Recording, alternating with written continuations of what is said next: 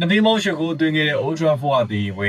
မနေ့အစောပိုင်းကရှင်ပြိုင်ကစားခဲ့တဲ့ Manchester United နဲ့ဘုံမောက်တို့ရဲ့ပွဲစဉ်မှာနှစ်သင်းပေါင်း၈ဂိုးတွေသွင်းနိုင်ခဲ့ပြီးတော့၄ဂိုးဆိုတဲ့ရလဒ်နဲ့တည်ကြခဲ့ကြောင်းသိရပါတယ်။အဲဒီကနေပြအမိုရီရဲ့စိတ်တိုက်ကစားကွာလူချင်းတိုင်းပဲပွဲထွက်လာခဲ့ပြီးတော့နှစ်သင်းစလုံးကအပြန်အလှန်တိုက်စစ်ဆင်မှုတွေကြောင့်မလို့ပွဲကကြီးကောင်းခဲ့ပါတယ်။နိုင်ရိုဒဝင်ကိုတော့ပွဲချိန်73မိနစ်မှာအာမကသွင်းပေးခဲ့ပြီးတော့ပွဲချိန်40မိနစ်မှာဆာဗီညိုကဘုံမောက်အတွက်ခြေပေါက်ကိုသွင်းပေးခဲ့ပါတယ်။နာဂျီဂျီမူမာတို့ကက်ရှမီရိုကတောင်းခံပေါ်ကနေပြီးတော့ရလာတဲ့ဘောလုံးကိုခေါင်းတိုက်ပြီးတော့မန်ယူအတွက်ဒူယာကိုသွင်းပေးခဲ့လို့ပထမပိုင်းမှာတော့2ဂိုးဆိုရရတဲ့မန်ယူဦးဆောင်နိုင်ခဲ့ပါတယ်။ဒုတိယပိုင်းမှာတော့ Evan Nelson နဲ့